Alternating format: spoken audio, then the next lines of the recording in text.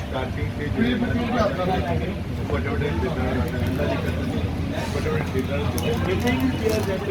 check में 260 रुपये रहता है 260 कीमत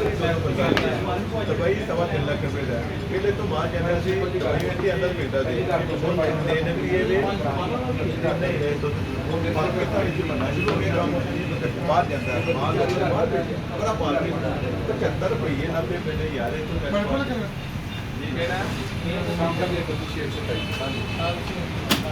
बेवा जो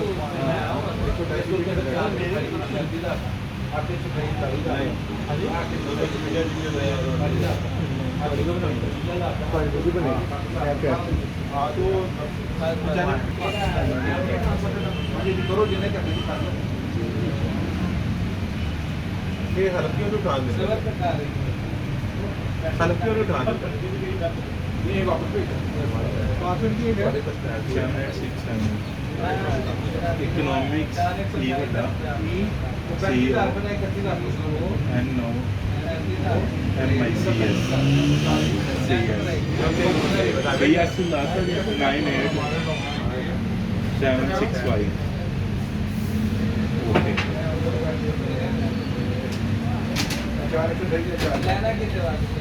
हो गया ओके ओए बरसात दिन सीना है मौजूद